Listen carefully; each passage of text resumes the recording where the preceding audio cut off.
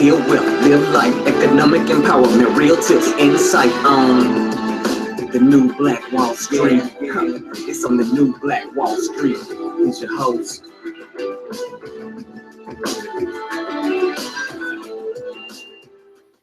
All right, my beautiful people, thanks so much for tuning in to the New Black Wall Street. It's DJ, your certified financial educator and founder of New Black Wall Street. And we are back today. I got a couple things coming to you today. I'm so excited. But we got the 48 Laws of Power, which we've been going through. We're going to continue on in that series.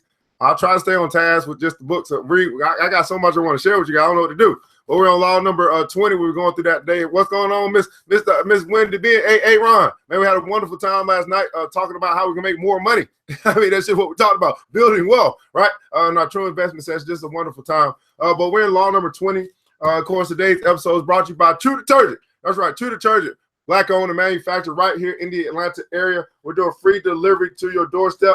You can give us a call at 678-851-2400. That's 678-851-2400. 101-ounce bottle, $15 a bottle. That's 15 cents per wash. And here's the deal, guys. You're going to wash your clothes anyway. So why not go ahead and support your very own Black-owned and manufactured company right here in Atlanta, True Detergent. Make the switch. Now, we just went to Albany yesterday. We'll be coming. Good morning, A. Knowles, Benjamin Chess in the building. We'll be coming over to Augusta, Georgia, March 4th. We already got someone that's going to be a distributor in Augusta as well. So we have made that a connection, and we'll be able to provide services in Augusta. But we are coming with a big shipment. That's right. We're coming with a big shipment. That's right. So Darius asked, where can I get that? And so we'll let you know that in the comments below. So where are you at, Darius? You know what city are you in? Made me lose track of thought, man.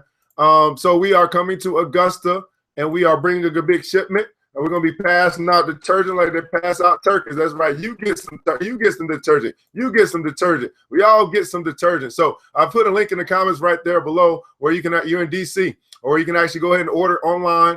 Get it come shipped to your doorstep. Of course, I'll still get credit if you use that link. But we are making our way to the Maryland area, the DC area, the VA area. We are just setting up distribution channels across America first, and then obviously across the globe. Now, True Detergent is also in their expansion drive, so they are asking for our help. They need our help. They need our help on raising $100,000 so they can bring more products to the marketplace. They're looking to bring the fabric softener. That's right, the fabric softener. And they're looking to bring the True Clear. That's right, the True Clear, which is the fragrance-free and dye-free detergent. So we asked for it, and what they're saying is, hey, we want to bring it, and we want to expedite that process.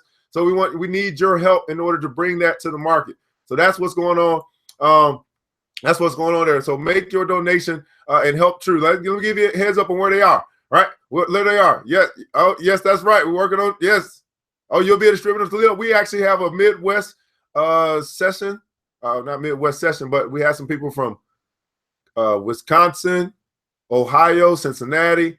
So what we're trying to do is put y'all together as a team, you know what I mean? So you can make sure you guys can get it together. So at any rate, but we are at True Detergent at $14,915. That's where they're at right now. 259 bags at 21 days left to go. So we have $15,000.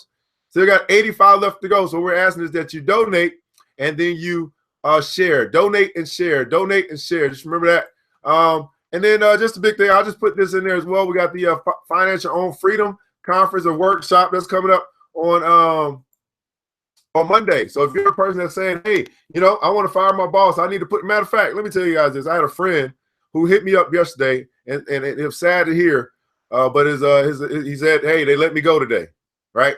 And so now we got to start putting things in motion. And what I'm saying is, don't be in a position where they let you go. You be in a position where you say, I quit, right? Would you rather, are you just, here's what I came to the realization when I was at work, I was at my job. I was like, am I just waiting to get fired? You know what I mean? Like, you ever been in a place you're just waiting to get fired? Like, that your time is up. You're like, I'm just either waiting. Should I quit or should I just wait to be fired? That's the question you ask yourself. Should I quit or should I quit or am I just waiting to be fired? Right? So you got to ask yourself, right? Are you in a position? If you're in the position, that your time is almost up. It's running out. It's time to go, but you just have not figured out how you can go yet. Well, what I'm telling you is I was in that position. So I know there are other people that are in a position. You're like, I know I didn't get written up. I know I'm not doing my best work. I know I'm not giving it my maximum effort. I know it's time to go. Well, if you know that it's time to go, you need to put yourself in position. Everybody put in the comments below, put myself in position. You have to put yourself in position to fire your boss. You have to put yourself in position to have your exit strategy. You have to put yourself in position to create multiple streams of income. You have to put yourself in position to finance your very own freedom. You have to put yourself in position. And what I'm going to do as my contribution to Black Wealth Month, because yes, this is Black Wealth Month. This is the month where we make history with our dollars. We don't just read history, we make history. And so my contribution is this one workshop for 20 students who are saying that I know that my time is up and I'm going to put myself in position to finance my own freedom. Then that's what you want to do. You want to be there because I'm going to show you and we're going to work together to develop your own blueprint. I got a blueprint for myself, but we're going to work on a blueprint for you. So that's why it's going to take about 2 hours to get this done, to go through and help you to develop your blueprint to finance your own freedom. Hey, I got a whole bunch of other stuff and comments and all that, but I don't want to talk about it today. Let's get right into it.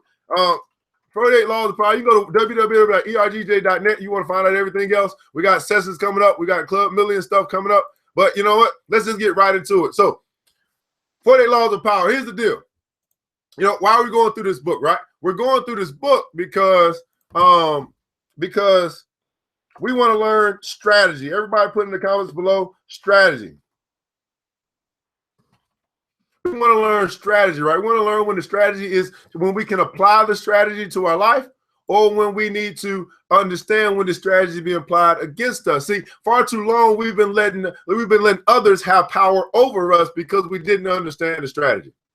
We didn't know what they were doing. I mean, we kind of knew some of the stuff, but when you start looking at all of these strategies, that's what we need to understand. So even if we don't apply it, we can understand when it's being used against us. Strategy, right? So law number 20, do not commit to anyone. Do not commit to anyone. Now, of course, we're not talking about some relationships, but we're talking more business strategy because power comes through capital in America.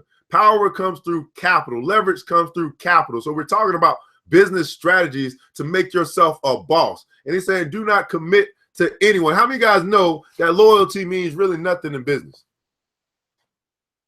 I know you like, what? No. Do you know that loyalty really means nothing in business? Loyalty means something in your friendship. Like if you cool with somebody, you know what I mean? You've been loyal for a while, they might promote you or something like that. But in business, it doesn't mean anything. Why? Ask yourself this. If loyalty really meant something in business, right? Ask yourself this. When's the last time your wireless carrier said, you know what? Mr. Customer, you've been with us for 10 years. We're going to give you a discount for the rest of the year. You ever done that? You've been loyal. You've been paying your cell phone bill for 10 years, 12 months a year. You never missed the payment. Your phone is always on. Has your wireless provider ever contacted you, Mr. Loyal Customer, and said, you know what? We're going to give you a discount for the rest of the year because you're loyal? No, they give discounts to get new customers. They don't give discounts to keep their customers. Loyalty means nothing in business, right? You see what I'm saying? Right? When's the last time your insurance provider said, you know what? You've been paying your bill since 1995. You never missed the payment. You know what? This year, we're going to give you your insurance for free. When's the last time they did that? You ever got that call? Huh? Loyalty means nothing in business, right? It means something in your friendships. It means something in your relationships. But it means nothing in business. If it did, then all the people who have been supporting everyone else except themselves will be getting discounts. Right? You feel me? Am I lying? I mean, I'm waiting on the call. I'm waiting on the call, Verizon. I'm waiting on the call, AT&T. This is why I say every year you should be shopping for a better deal. Why? Because when you shop for a better deal, lose your loyalty to these companies unless they Black owned. Lose your loyalty to them and say, you know what? This is the year I shop for a better deal. Why? Because if I shop for a better deal and I call you, Mr. Verizon, and I say, you know what, Mr. Verizon, I know you got this deal going on for the new customers, but I've been paying my bill faithfully and this bill too damn high, and I'm tired of y'all giving everybody, all the new people, the benefits, and I've been a member, I've been loyal for this long, you're not giving me the benefit, I'm going to go find a new provider. And what's Verizon going to do? Well, we want to keep you now. We know you're serious about leaving now. So now let's try to negotiate a deal. You put yourself in a position of power when you shop. You put yourself in a position of power when you shop for a better deal. Every year you should be looking for a better deal. Why? Because that's going to also create competition. Competition drives the market. Competition puts the power in the buyer's hand instead of the seller's hand. That's why we can't have a monopoly, because monopoly puts the power in the seller's hand instead of in the buyer's hand. That is the essence of what this so-called thing called America is. And they want to have the power in the people. And the only way you have the power in the people is when we run, or when we drive the market. That's why it's so important that we support our very own, because we can drive the market back to us. And our stuff becomes more expensive to everybody else, but we get the discounts. Loyalty means nothing in business. I ain't even gotten the book yet. I need to. All right, man. What'd you say? I saw you say something. Ask the CEO of Walmart. Right? Oh, good. See? Look at that. So good. You got a good landlord. But that was because I lived in a house and had a relationship with him, his wife. And that's what I'm talking about. You built the relationship. So again, I'm just talking about strictly business. Now, if you build a relationship, that's good. Relationships are good, right? You got a deal, you got hooked up, you got a little whatever. Y'all built the relationship, right? And if you are a business owner, that's what you should be thinking, right? How can I build a relationship with these people, right? How can I build a relationship with my customer base? How can I build a relationship with my clients? You can build that relationship. Now, loyalty means something. But if they're just a number, if they're just a payment, if they're just a member, and you don't build a relationship, then there is no loyalty. If they leave, oh well. If they stay, okay, right? But if you build a relationship, then that's when you get to position where you're like, all right, now this means something. Now I got to look out for them, and they look out for me. That's when they start moving up. They will start moving in, right? They move away. They're not just in your outer circle anymore. They start moving in a little bit closer. They mean something. They support you. They send your stuff out. They are your advertising. Man, how good would it be if you built a relationship with 5,000 people, right? And 5,000 people became your advertising, your marketing for your brand. You didn't have to spend one dime on advertising or marketing because the people became your advertising. Where am I going? Let's get to the book. I know y'all ready to read the book. Judgment. It is the fool who always rushes to take sides. Do not commit to any side or cause but yourself. By maintaining your independence, you become the master of others, playing people against one another, making them pursue you. Making them pursue you. Now, again, this is part one. We're just talking about strategies that are being used against us and that we want to understand either when we can apply them or when we need to understand that they're being used against us. So part one, whatever. Do not commit to anyone but be courted by all. Do not commit to anyone but be courted by all. If you allow people to feel they possess you to any degree, if you allow people to feel they possess you to any degree. Now, I would say that this part here right here plays a role in relationships. There's some relationships where there's the person, the dominant person who walks around as if they possess the submissive person. Be very careful. If you allow people to feel they possess you to any degree, that's not a relationship. You are a prize. You are a trophy. You are a you know what I mean? When somebody give me the word, you're something other than, my loving spouse. You are nothing but a piece of meat. If someone feels that they possess you, I possess, you know what I mean? Like, you are an animal. You are not the spouse. You are something else to this person who is the dominant figure in the relationship.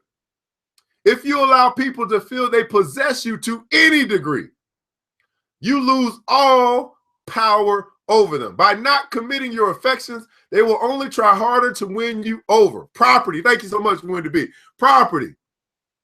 Right?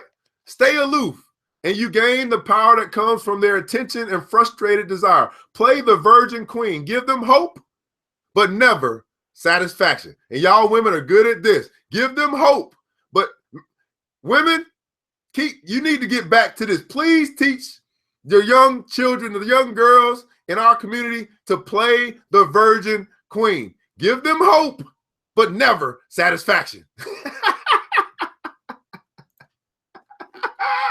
Woo! That worked for years. Give them hope, but never satisfaction. Okay, slavery is over, people, but not property. That's cool. We're not property. I'm just saying sometimes, you know what? That's not true. That's not true, because slavery, yes, it's over people, but when there was when we look at the times of slavery, we were property. We were 3/5 of a man. So that was property. That was the humans were the capital. Human slave trade was the resource, right? It was now we got gold, diamonds, oil. Well, back in those times, it was slaves. Slaves was the property that brought wealth. So human capital is real, and it is a form of property, and that's how they look at it. They wrote it into the law. Like, you were property, you belong to somebody. They own you. They bought and sold you, right? So yeah, you're right. I mean, in essence, they both saying the same thing. I got you. All right, your keys to power, right? Since power depends greatly on appearances, you must learn the tricks that will enhance your image. Refusing to commit to a person or a group is one of these. When you hold yourself back, you incur not anger, but a kind of respect. So basically what we're saying here is, you don't be so quick to take sides. Don't be so quick to jump on every bandwagon. If you make yourself hard to get, everybody put in the comments below, hard to get. If you make yourself hard to get, you in essence create an aura of value around you. In other words, you just made the price go up because you're so hard to get. You just made the price go up because now that everybody's trying to get you to become their employee, now that they're trying to get you to join that MLM, now that they're trying to get you to come be a speaker for them, whatever it is that you do, when you are hard to get and you are very, very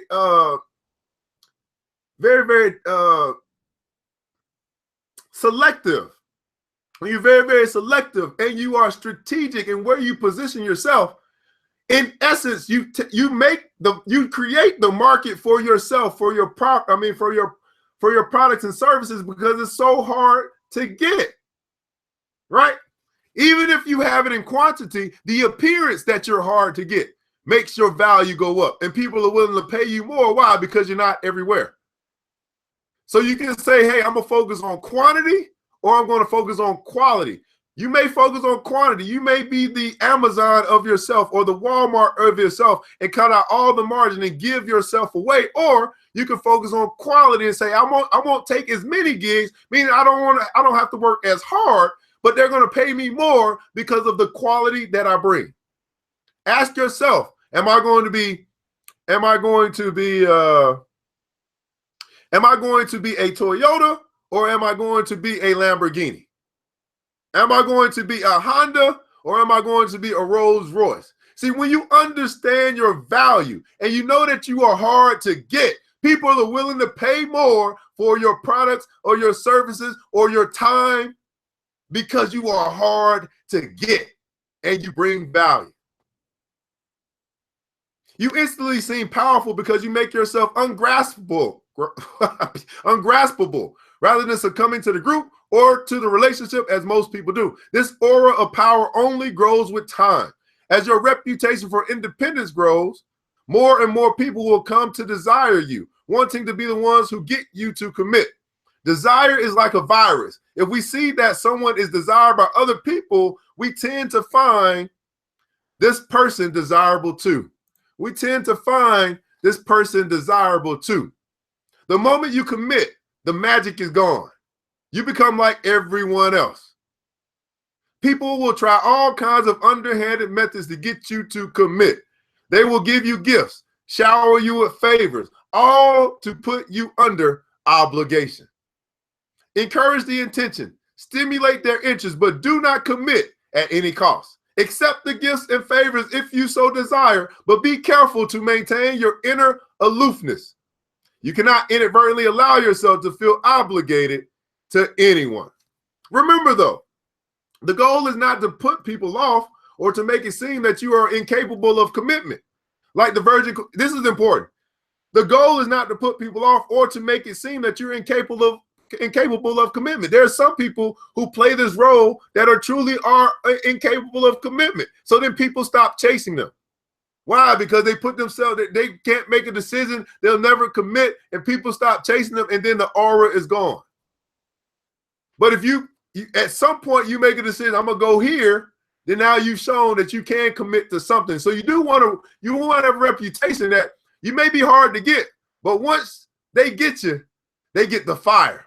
Once they get you, they get the jewels. Once they get you, you see what I'm saying? Once somebody gets you, they get all of you, right? They got the best value. They get the best service. They get the best product. You bring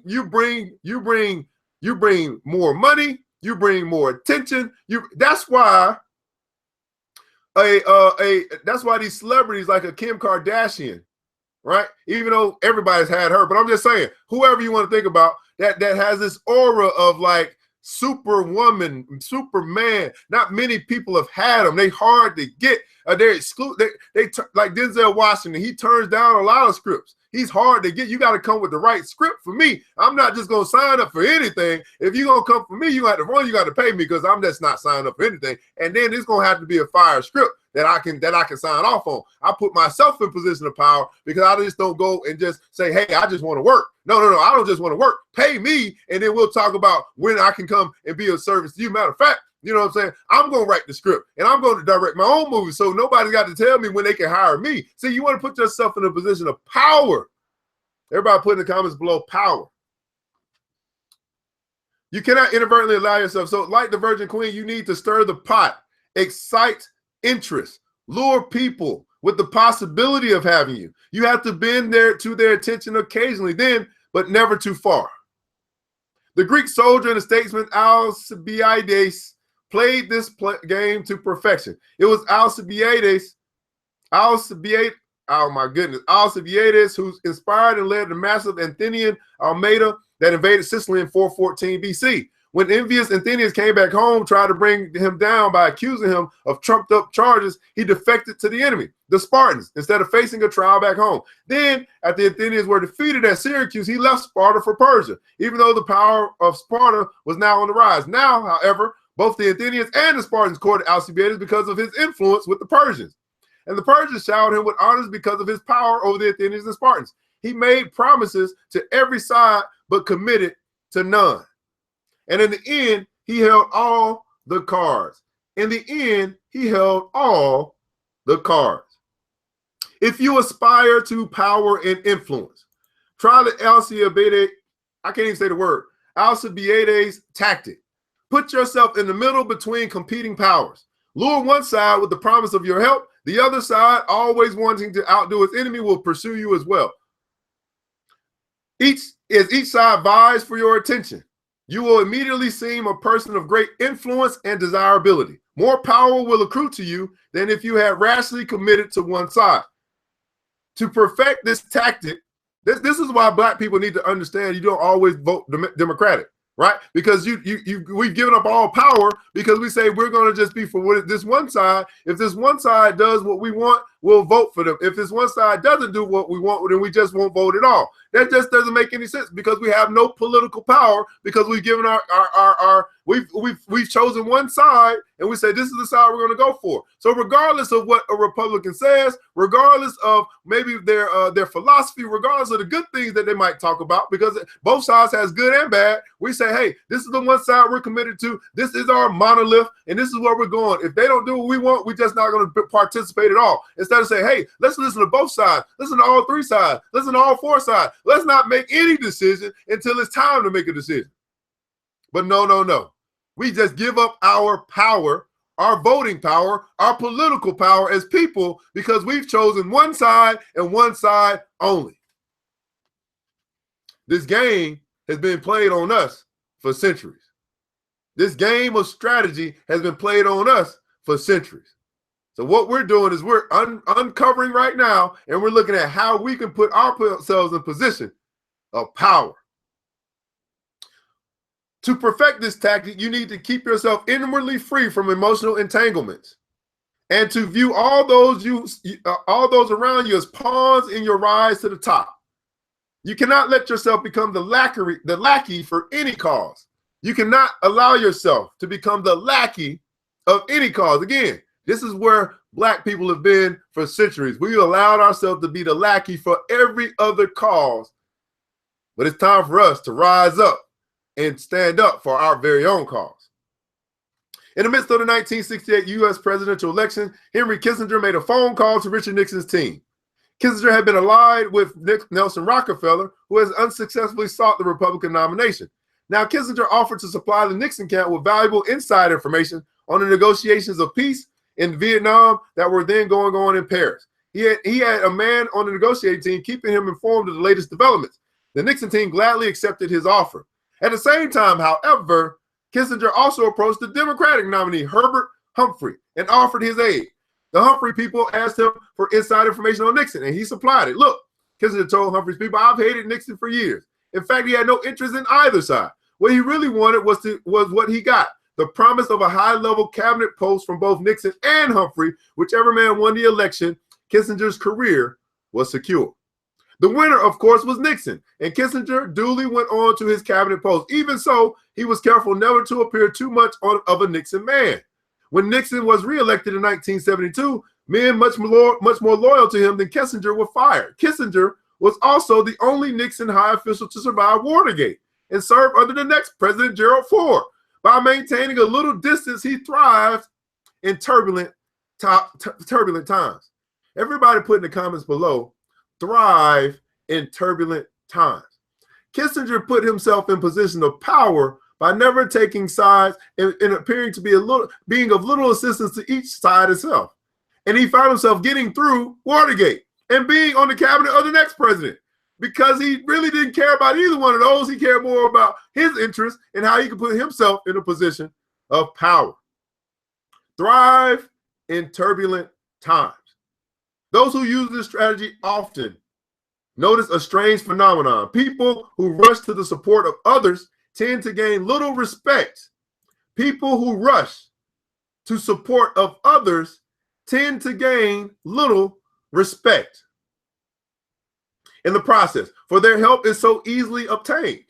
While those who stand back and find themselves besieged with supplicants, their aloofness is powerful, and everyone wants them on their side. And I got to ask you guys, as you're thinking about where you stand in your position of power, does everybody want you on their side? Right? Because if everybody wants you on their side, then you've just raised your value in the marketplace. But if everyone's like,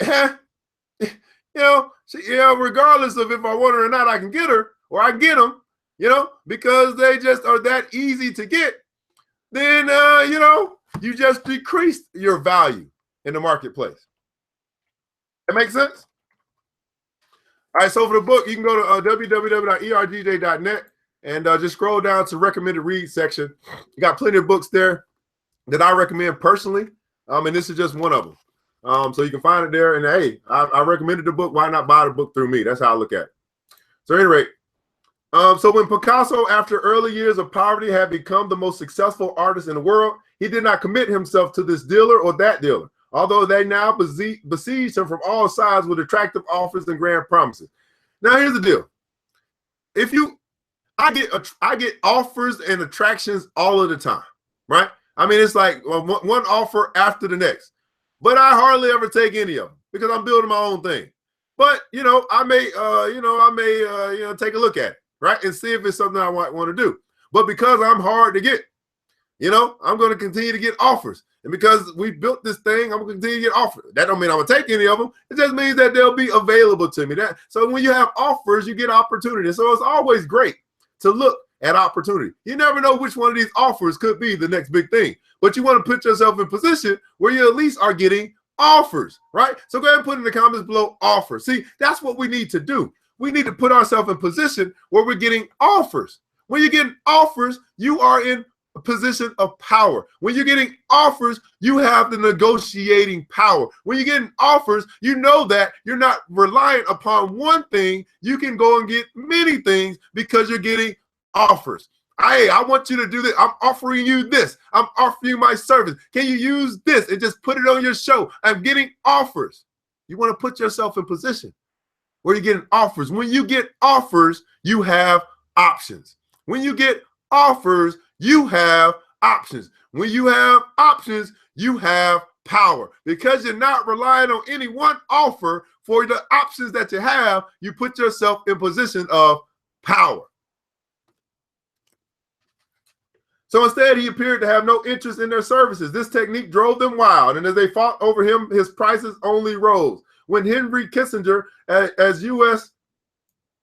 Secretary of State, wanted to reach the detente with the Soviet Union, he made no concessions or conciliatory gestures. He but courted China instead. This infuriated and almost scared the Soviets.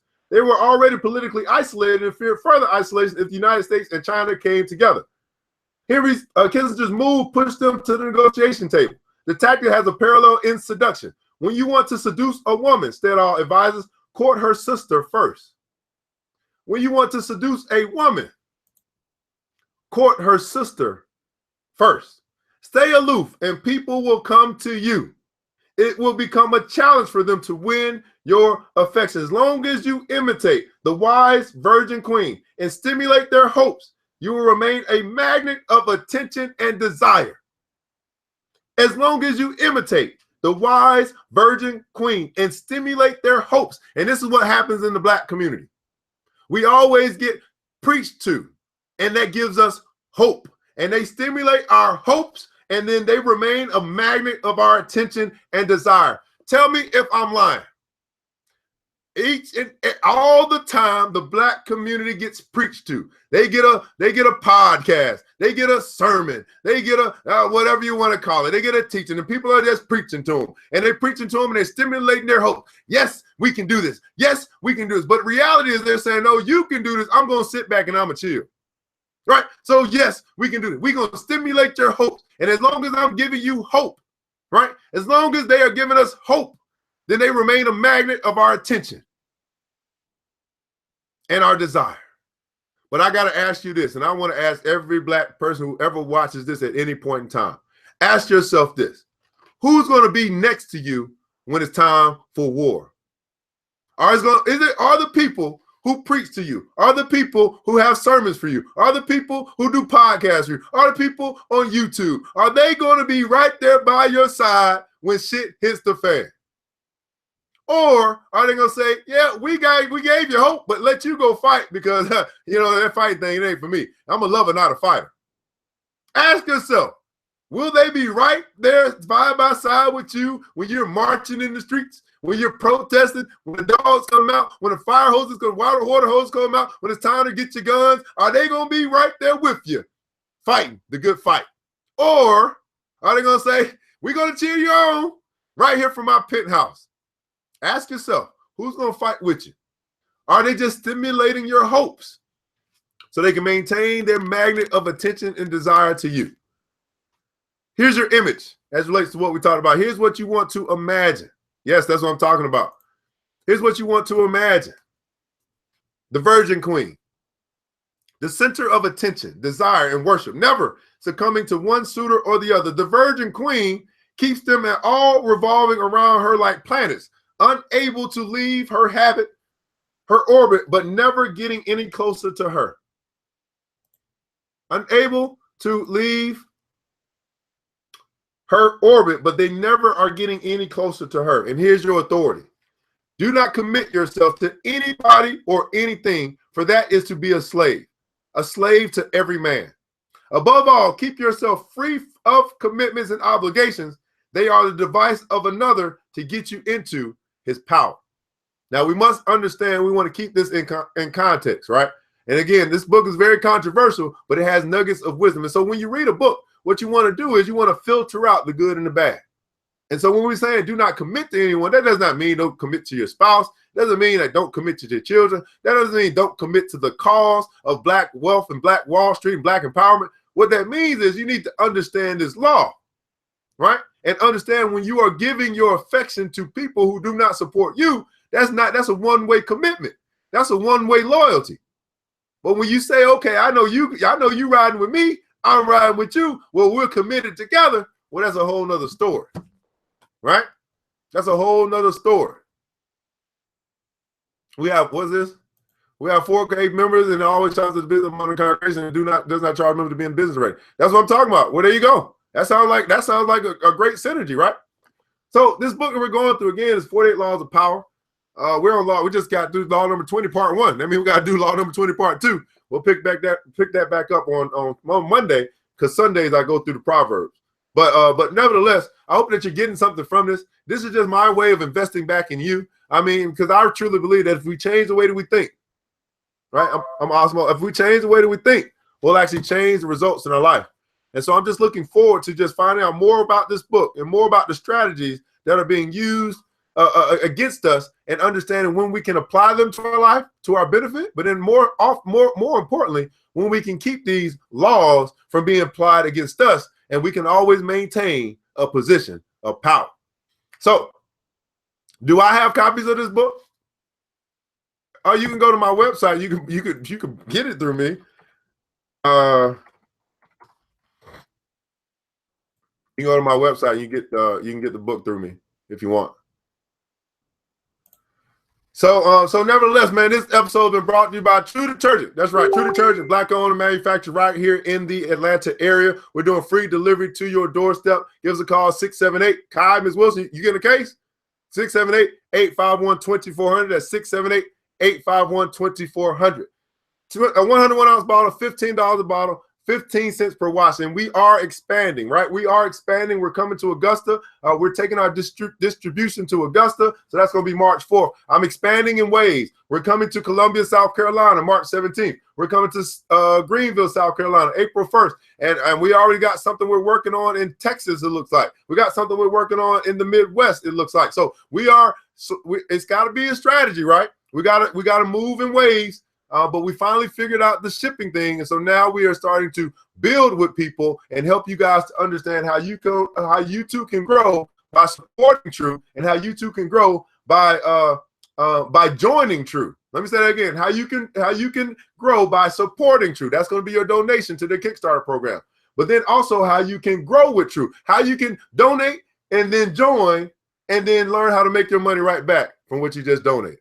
How's that sound, right? How's that sound? I'm going to show you how to do that. Many people missed the opportunity last night, but we got another opportunity coming in the near future where we'll be having another True investment session to show you how you too can become a distributor. And I bet by that time, we're going to even have more information about the particular areas that you might be in. But go ahead and make a donation. Hit that donate button and donate today and help True get to where they need to be. Help them to help. Let's help them so they can help us. This is a company, and I'm going to say this one more time, that could literally be the first black-owned Fortune 500 company, and we can be a part of it. And we can be, not only can we be a part of it, we can be in to help them with everything that they need. You just think about a big company and how much they need in order to be big. How many different departments they need, how many different warehouses they need, how many distributors they need, and it could all be black. In the comments below, put ABE, all black, everything. We could literally do that with this one company and then obviously grow from there. That's the opportunity that we have. And I would also say that's the obligation that we have as black folk. Well, hey guys, this is ERGJ, your certified financial educator, with your session today on the 48 Laws of Power. I want you guys to remember this. It takes a village, but it starts with us. Let's build as we climb together. Have a wonderful weekend. The new Black Wall Street. Thanks you for joining the show. We gave a lot of great tips, but it's time to go. Take the knowledge we shared, hope you use it and grow. We'll see you all there at the next episode of the new Black Wall Street.